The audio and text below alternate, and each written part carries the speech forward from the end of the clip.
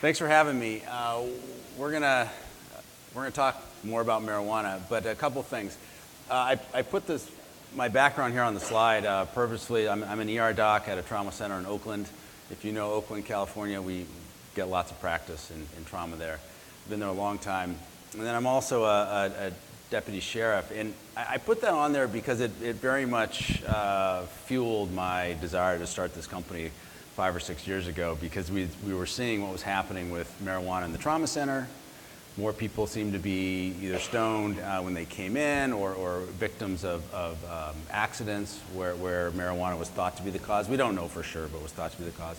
And then on the law enforcement side, on patrol, pulling people over and trying to figure out who's actually impaired versus whose car smells because they smoked in it last night. This business on the SWAT team, about a year ago, I've been on this team for quite some time, and about a year ago we had a call out, and this was a planned call out. Those are the ones I can normally go to since I'm running this company. And a planned call out means it's a high risk warrant. There's somebody who's known to either be a murderer or is wanted for some generally pretty bad crime, is known to be violent. So we have a 3 o'clock in the morning basically call out where we all muster in the same place. We get dressed, where we then arrive at this location where the call out was, and we're heavily armed, we're in armored vehicles. We arrive there at 3:30 in the morning. We throw flashbangs, which are super loud and wake up everybody in the neighborhood. And we call the person out. We say, this is the sheriff's department, et cetera. We have a warrant for your arrest. Come on out with your hands up, just like TV, right? So the difference here, though, is that the person who walks out walks kind of very slowly like this. And it's an 85-year-old woman who has no teeth and is basically partially dressed. And she is the owner of this place that we had just raided. And then after her walks out about a 50-year-old woman, also 3 o'clock in the morning in her pajamas. And then finally comes out the gentleman that we were looking for, who is in his mid-20s and was the grandson of the 85-year-old. All of them were wanted for a marijuana infraction, meaning basically they were growing and selling marijuana. And it occurred to me at that point, like, wow, this is where we're at. We have all 30 heavily armed guys doing a SWAT raid where what we're looking for is completely legal recreationally in California. So there's this total disconnect. And some of this talk will be about that disconnect and how do we deal with it, both from an employer side and also from a technology side. All right, so here we go. We're going to talk about these things. You can read them for yourself. Let's talk about prevalence and public perception. So first we're going to talk about alcohol, though. And the reason is just to set the stage. The first alcohol laws came in the early 1900s. The first breathalyzer, I believe, was in 1934, called the Drunkometer, and nicely named. And then it took another 50 years for it really to become dominant and ubiquitous as a breathalyzer is now. The first laws about levels were at something like 0.15, twice the level of today. In some places, it's actually 0.2. People are pretty loaded at 0.15 and 0.2, and gradually over time, these laws have evolved, and all 50 states up until recently had a level of 0.08. And there's not a national standard for 0.08. It's actually every state has its own individual law, but coincidentally, they were all 0.08 because the feds said they would withhold traffic funds, highways, essentially fix-it funds, for those states that refused to bring their levels down. I think Wyoming and Wisconsin were two of the holdouts. They wanted to keep it at 0.1. The feds convinced them by withholding money. Anyway, in some states like Utah, they're actually trying to lower that rate even further to 0.05, which is more consistent with what our European colleagues do.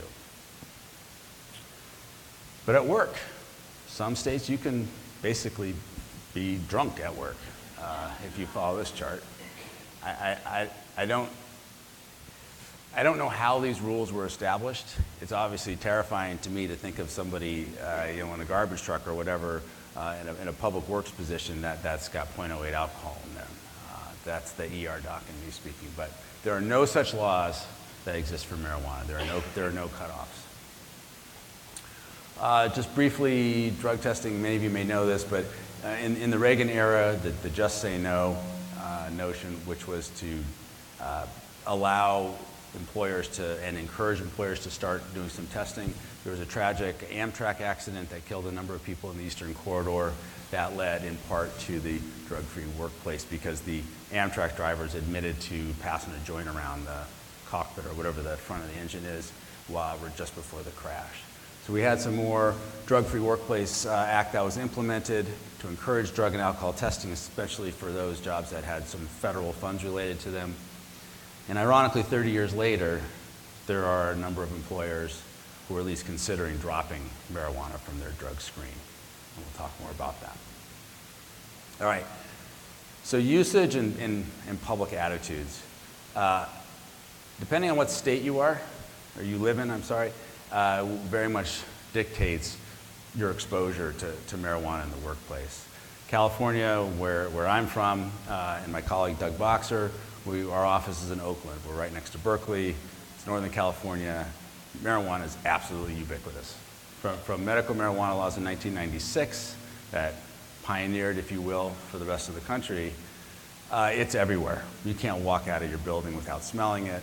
Even driving down the freeway, unfortunately, there are many people that are smoking and driving, even in a patrol car. I'm not kidding. We pass people all the time. They're smoking, and they'll wave to you as they smoke and drive. And when you pull them over, they seem like they're so surprised that they just got pulled over for smoking a joint and driving in a car. And there's just a total disconnect. And a lot of them will say, hey, I got a medical marijuana card. Turns out you're not allowed to smoke and drive in California even with a card. So 55 million Americans, at least, currently use pot. 55 million. There's only 290 million people in this country total, including all the kids. It's a pretty high number. And if you believe the polls, and these were pretty well done polls, I think there's a Gallup poll, 35 million are regular users, meaning that they're using at least twice a month. Colorado, not surprising, after they legalized, according to the Centers for Disease Control survey, rates went up. No surprise there. I think the most interesting part of this is that 72% say that regular alcohol use is more dangerous than marijuana use. And 44% see literally no health risk associated with marijuana, none. So for people that are in states where marijuana is not as common, this may just seem absolutely outrageous, and it's those crazy Californians that are setting the tone for the rest of the country, and there's probably some truth to that. But there's also some truth to the notion that people just aren't necessarily as exposed as we are in California. And I'll give you one example. I was called 6-7 months ago by the vice president for safety of a large transportation company. And he had been asked to call me by his boss. He said, hey, we got to figure out what we're going to do on this marijuana thing with our employees. And when I was talking to this VP of safety, he said, look, I know it's a problem out in California, but where I am in the Midwest, I've never seen marijuana. I know it's green, I know it comes in a baggie, literally. And I've never seen any of our drivers using it, so I really don't think it's our problem. And my point to him was, talking about some of these statistics, it's virtually impossible to think that with 55 million users in this country, that none of them are your employees. Very unlikely. So this notion that it doesn't cause any health problems, or that it doesn't, that it's completely safe, you can take issue one way or the other. Is it safer than alcohol? Is it not safer than alcohol? But it clearly has medical issues associated with it. And the reason is because the potency is increasing. When I was in high school in the early 80s, heck, THC was 4 or 5%, something like that. People had to smoke an entire joint. The whole Cheech and Chong thing, for those of you who are old enough to remember Cheech and Chong, and they fill up their van with smoke because they have to smoke so much of it in order to get high. Well, that is not the case anymore, not at all. And even though the federal government does its research using 4% or 5% THC, all grown, interestingly, at the University of Mississippi. It's the only place that the DEA has sanctioned to provide marijuana for the federal government for their studies. It's all, up until very, very recently, all this low potency stuff, 4%, 5%, maybe 6.8%, I believe was one strain. So all the studies that were done by the feds have been done with some really low potency weed. Well, on the street in California, the average joint is about 18 to 20% THC. Huge difference, 4 or 5 times what it was previously. And then you can get some stuff like Gorilla Glue, nicely named, 96% THC. It's basically pure THC. Well, that has some significant health problems associated with it. I put a few names up there. Some of which were removed because they weren't really all that appropriate probably, but these are 2 of them, Purple Monkey and Laughing Grass. We have Girl Scout cookies, Trainwreck, and then we had one that I had a patient one time in the ER, and the cops had brought him in and said, hey, we found this guy in a van, and he just seemed super distraught. We want you to do a mental health check on him. We're an inner city county hospital. This happens all the time. So I sit down, I talk to the guy, and I said, sir, what's the problem? He's got his head in his arms. He said, I got really distraught, and I had to pull out my Alaskan Thunder, and that's what he was doing. And that was like something like 80% THC or something, and he was having a total panic attack, all because of the strength of the THC. So there's a lot in the name. Anyway, we'll go back to something on the more serious side. Okay, what's happening with legalization? Not surprisingly, Colorado, Washington, there's higher rates of use. I'm certain in California there is too. Interestingly, a lot of it is in the adult population. I think there were some probably number of adults who didn't use marijuana or didn't use it very often because it was illegal. As you legalize in those states, they're certainly more willing to use it. Kids, young adults, they use more pot, at least in California, Washington, Colorado, sort of the western quarter, they use more marijuana than they do alcohol. It's far easier to get, and there's not nearly the same stigma attached to it, actually.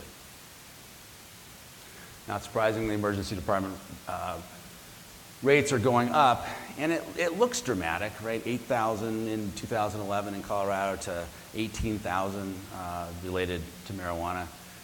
But the reality is that most of these issues are while they take up resources and they take money, aren't the same level of problem that alcohol or cocaine or a lot of the other things that we see in the ER are. They tend to be more hallucinations, people get paranoid, and sometimes if it's high enough THC, it's more like an LSD reaction. They just really start tripping out. Scary to them, very resource intensive to our staff, but in general, they're not usually violent, and nor are they usually seriously ill. The most interesting group, though, and this says a lot about, I think, marijuana addiction, is a group that comes in with something called cannabinoid hyperemesis syndrome. Anybody heard of this? It's a long way of saying, basically they're puking their guts out. And it has this syndrome because it's idiosyncratic. It just happens to people who are heavy users, some small percentage of them, we have no idea why. And after they've been using for a long period of time, their brain just somehow turns on all these basically vomiting receptors. And so even though cannabis was used in cancer chemotherapy patients, one of the reasons it got passed in California in medical marijuana laws was because it did have a good impact on people's nausea caused by chemotherapy. In this case, it does the reverse, and again, we don't know. But what you find when you go and talk to these people, I mean, they're throwing up like 20 times a day. So they're dehydrated, they're feeling horrible. And you go talk to them and you say, so by any chance, do you make yourself feel better by taking a hot shower? And they look at you like, how did you possibly know that? And there is some weird syndrome where in this cannabinoid-caused vomiting, they take a hot shower and it makes them feel better. No one has any idea. There's been hundreds of papers written about this. All we know is that for some reason it can turn on these receptors that make people vomit constantly, and they feel better with a hot shower. We tell them, hey, you know, you gotta stop smoking pot or eating pot because this is why you're throwing up. And it's like the world has ended to these folks. I mean, seriously. And you know how miserable you are, right, when you're throwing up? Well, they're doing it 20 times a day and they still use. They'll come back the next day because like, yeah, I just had a little bit, doc. And you know, I think that shows the level that some people, unfortunately, truly are addicted. All right, let's move on. So, impaired driving, something obviously very near and dear to my heart as an ER doc and also on the law enforcement side. And rates are going up in terms of fatalities and crashes that are associated with marijuana. We can't say, though, 100% that it's caused by the marijuana. Common sense dictates that if you are stoned out of your mind, getting behind the wheel is a really bad idea and you're going to cause crashes, right? Total common sense approach. However, because marijuana stays in people's bodies for such a long period of time, if you smoke right now, it's going to stay in your bloodstream, in your urine for days, if not weeks. And in your oral fluid, your saliva, it'll stay for about 24 hours. So if somebody gets in a fatal accident, you don't know, other than to say that it's in their system, you can't say for sure that it caused the accident. And this is what certain marijuana lobby groups are counting on, because they're correct. You can't prove it. But that doesn't mean that somebody should get behind the wheel. And I think if we use a common sense approach, both with driving laws and frankly with employment laws, and figuring out how we balance those people that we test, in the sense that there has to be some sort of deterrent, there has to be a standard. You can't come to work stoned, no matter what the job is. But we balance that also with the knowledge that in states like California and 30 states in the country which have medical marijuana legal, how are you going to prevent somebody from smoking pot at home at night? That's the balance that we have to find in this country, and in particular for employers. And we're going to talk a lot more about that. So that's the rate going up. We'll leave it at that. I put this slide in only because marijuana is often combined with alcohol and other drugs, but when you look at fatalities, and the driver often has not just marijuana, but alcohol in their system too. When we've done some of our own driving tests where we have a runway that we've rented out, so it's 2 or 3 miles long. We put a very sophisticated course on there where we have people going 65 miles an hour, and then they have construction zones where they have to slow down. They have simulated residential areas where they slow down and have to avoid certain things that come out on the road. So maybe a car pulls out, or there's a bicycle in a construction zone, for example. All of them could easily do this when they're sober, but what we found when they were stoned is that they made mistakes where they just stopped paying attention. Again, this is pretty common sense. They just stopped paying attention. And so they could focus briefly. When they thought something was going to happen, they'd focus pretty well, but then they'd stop focusing and then they'd whack into something. So in one of our cases, we had a bicycle that was in a construction zone, and that bicycle had lights on it. It was a full-size bike. It had a flag on it. It was easy to avoid at 25 miles an hour in that zone, which was all marked when they were sober, but all of our drivers hit that bike and would have killed the bicyclist when they were stoned. And when you combine alcohol with it, it gets even more. Finally, a little slide on the types of DUI marijuana laws. It's all over the map. It's really kind of chaos in the country. There isn't anything standard like there is for alcohol. Some states have, in the orange, they have per se laws, which means if you have above a certain amount in your bloodstream, then you're considered to be impaired and you can get a DUI. That's in those 5 states. Unfortunately, it's completely arbitrary because the levels that are chosen don't necessarily have anything to do with when the person last used pot. So their level could be very elevated in their bloodstream because they smoked last night and are very unlikely to be impaired that next day when they get in the accident. And the flip side is also true. They could have smoked very, very recently and actually have relatively low levels. And so the defense lawyers get this thrown out all the time. Same problem for employment sites, right? We'll talk some more about that. On the ones in blue are zero tolerance. It means you can never have it in your system.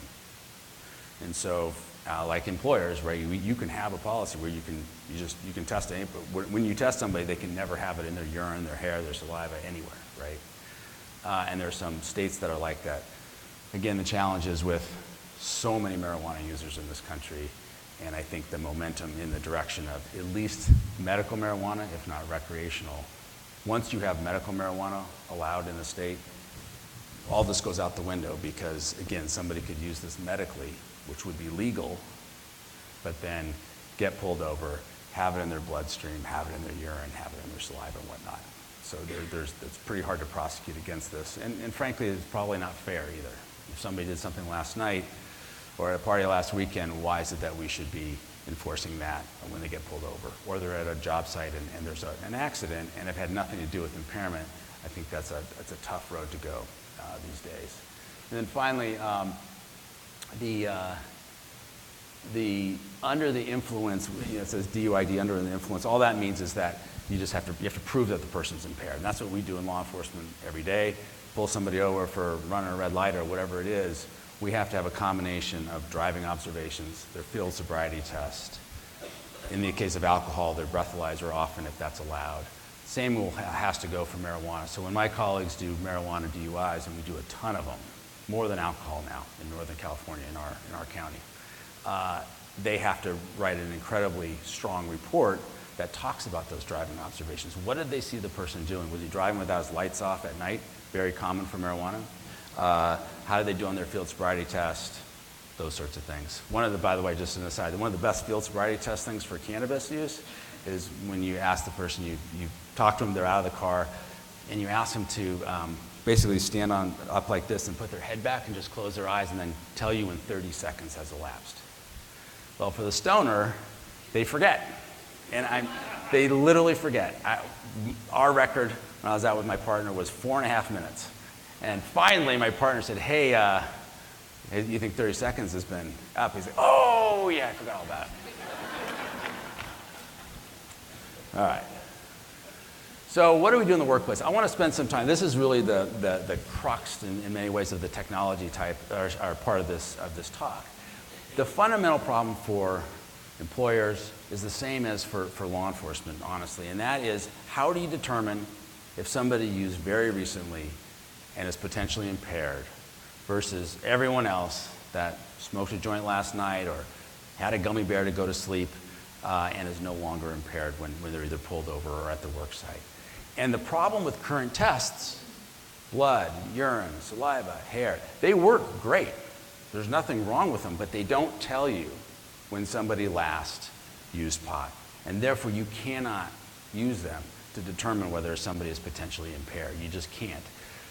Oral fluids are better in that they last, it's about 24 hours that's positive in oral fluids, sometimes a little bit less, sometimes a little bit more, but most people are not impaired for 24 hours. Blood, much longer, urine, a month, hair, even longer. And so the key is to figure out what kind of test correlates to the peak impairment time for somebody. And that turns out to be breath, and that's why we have gone after breath, and that's why we have looked for technology that can identify THC in breath, because it has that same window of impairment that the federal government, National Highway Traffic Safety and whatnot, says is the time of peak impairment. Namely, THC lasts in breath for about 2 to 3 hours at the most, and then it's gone. That's that same time period that the feds and others say is the window of peak impairment. Is it perfect? No, probably not, but same with alcohol, right? We say 0.08 level you're intoxicated for alcohol. Well, I can tell you, we've pulled over lots of people who are at 0.05, 0.06. They're driving horribly. They totally fail their field sobriety tests. So they're under the legal limit, but we can still actually arrest them for impairment because, again, this is a scale. The vast majority of people for alcohol, when they're above 0.08, have been shown to be impaired. Not everybody, but the vast majority. And the same, I think, will happen with THC. There's lots more testing that needs to happen, but it's that sort of 2 to 3 hour window of peak impairment. That's when breath is positive for THC. So this is us.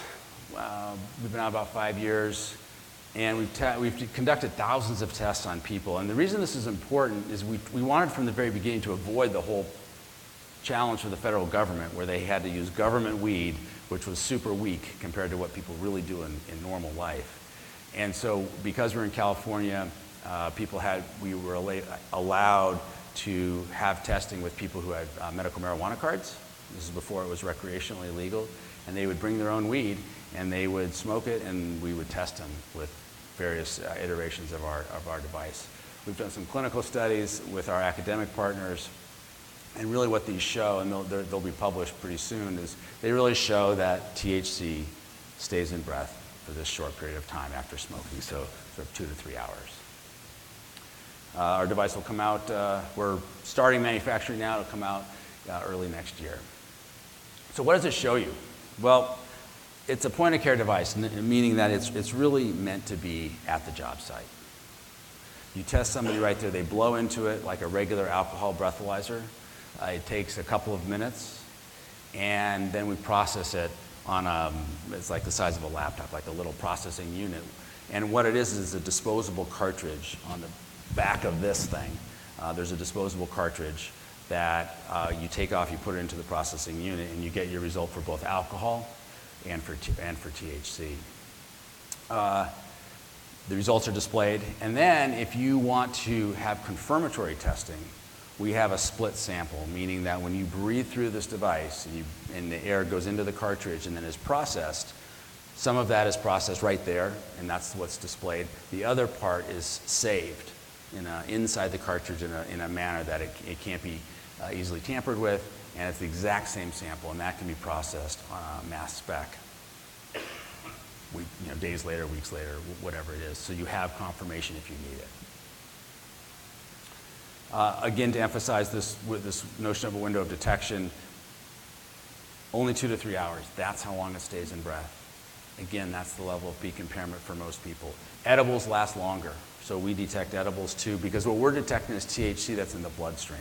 Just like alcohol, where you drink alcohol and it comes out your breath, it's because it goes into the bloodstream. And then when the blood goes through the lungs, the alcohol molecules jump off and end up in your breath. It's the same for THC. We're not detecting the stuff that you smoke and get some smoke caught in your upper airways. That's not what we're getting. We're getting stuff just from the bloodstream. And that lasts about 2 hours, sometimes 3 hours. For edibles, a little bit longer. Maybe one point here. The reason this hasn't been done before, it's not because we had such a great idea. Lots of people have tried or have thought about doing marijuana breathalyzers. The issue has been it's just a huge technology hurdle. I spent a number of years doing technology investment, and the problem that we faced with measuring THC in breath is that compared to alcohol, it's 1 billion times less available in breath than alcohol. In other words, you measuring parts per trillion is taking essentially 10 Olympic swimming pools. You fill them all with sand, and then you go and look for 3 or 4 or 5 literally individual pieces of sand that are, let's say, a different color. That's what you're trying to get out of all this, and that's what we're looking for in THC. It's incredibly low amounts in the breath, but the people are absolutely impaired. And then finally, I want to emphasize, our breathalyzer, we're not looking back at what somebody did last weekend. The whole point of this is to know only what somebody did in the very, very, very recent past, the last few hours. And that's the whole point here. I believe that's the whole, that's the way testing potentially goes for employers as well. It's on-site testing. It's, at least in some cases, maybe it's post-accident, maybe it's random, depending on what your needs are, but you get the result at that time and you send it off for confirmatory testing.